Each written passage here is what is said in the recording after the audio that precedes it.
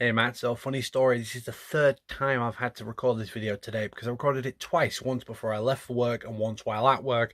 Both times they're corrupted on my phone because I think the memory card is a bit blurry. So as I mentioned in last week's video, I did some traveling last week and I took a week off work, paid vacation, and I met with some people I hadn't seen for a while. And what struck me as really cool about it is that 5 separate instances of people or groups that I spent time with, I got something different out of every single experience. So let me break it down as quick as I can. So the first person I met was my friend Brandon, who was down Dorset, which is the very bottom of the country where he's doing a placement at the hospital there. He and I both have a very sarcastic, dry sense of humor, and we find it funny to constantly outdo each other and one-up each other and be constantly sarcastic towards each other, and that's just how we roll. And after leaving him while in Dorset, I then met with an old work colleague who now lives down south in the same place, who I haven't worked with for about 6 years now and I haven't seen for the past 4. So it was great to catch up with him and talk about good times in work of the past and just see how he's doing and how his new job is. Once home on the Friday, I then met up with an old friend from school who introduced me to the world of Final Fantasy and Kingdom Hearts and really nerdy stuff, so we spent some time waxing lyrical and nostalgia about that. Then over the weekend, a friend of mine came down and we stayed in a hotel in the city centre and did nothing but just relax all weekend. We went and watched the football in the pub, which is really unlike me, but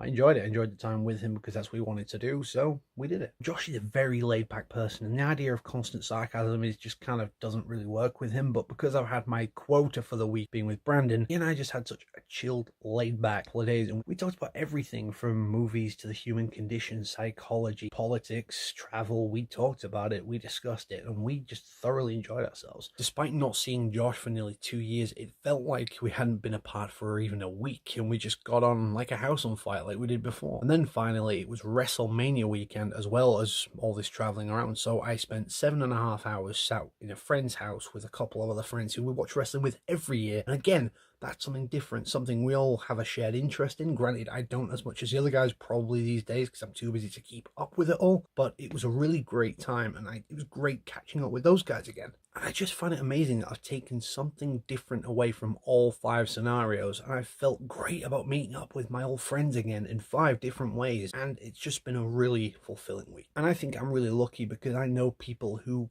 instill that in me, and that I could have met another 4 or 5 people all separate from those guys and still taken something different away every single time. As a quick aside, Matt, I'm very impressed that you still kept up this journaling after 5 years. I managed to keep up with a Twitter thread for 80 days about the music I was listening to before it just got too much of a chore, but I'll cover that another time. Similarities through differences, just more matters of the mundane.